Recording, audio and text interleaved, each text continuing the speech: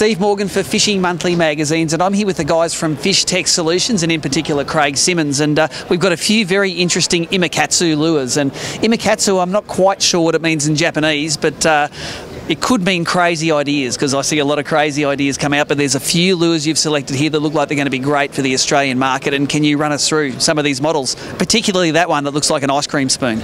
Yeah, this one's one of the smaller models that you get that actually goes to a really good depth. So we've got a 65mm lure, and it actually can get to 20 to 25 feet on a cast and retrieve. Wow, that's pretty deep water, and when you snag him in 25 feet, there's no swimming there to get him anymore. That's, no, maybe just have to go and buy another one. Exactly right. But they also add little additives to it, like this has got a ring there, so you can actually add a drop shot weight, so you can actually get better depth again as well. Or you can add a blade, a swinging blade, which some of the lures actually do come with stock standard.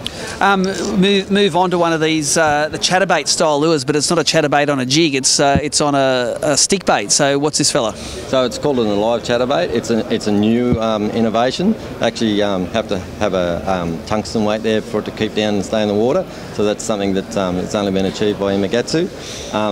Very erratic, very alive, and kicking around and changing direction, and very flashy, and you can drop it down to any depth that you want to fish in the water column. At the AFTA Show here, when you've had that in the display tank, it was a bit of a hit, wasn't it? You had people coming straight back and wanting to order 10 at a time. Everybody who's seen them has come up and asked for some, so we're going to be busy frantically trying to source some stock really quickly.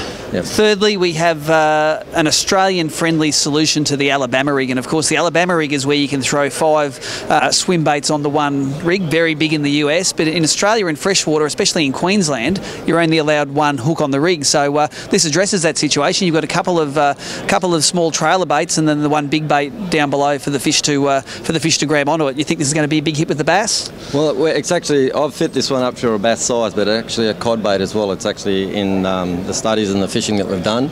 It's worked well for the bass, but it's also been very deadly on the cod. So what we do, and the difference with that, we've actually screwed on some 2.5 inches here with a 3-inch, making that the concentration bait. With the cod, we go to a 3.5, and a 5, and therefore it gets a bigger profile and a bigger bait, and you can change it to the species that you want.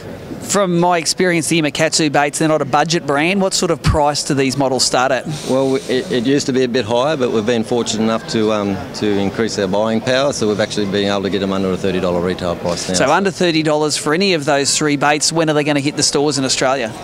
We've got some that are going to be within 3 weeks away, and 2 of these models are in that situation, and then this guy is actually current.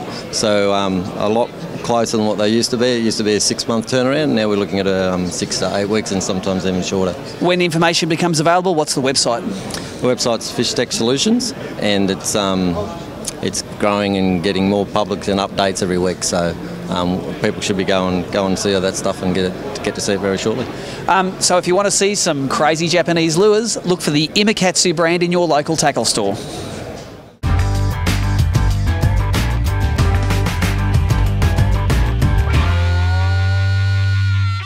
This is not going to end good.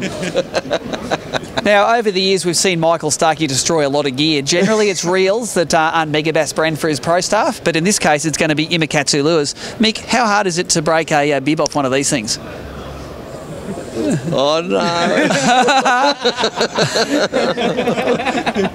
And then my own personal ones too. It's not even the company thing. I've seen it too many times. I know. Okay.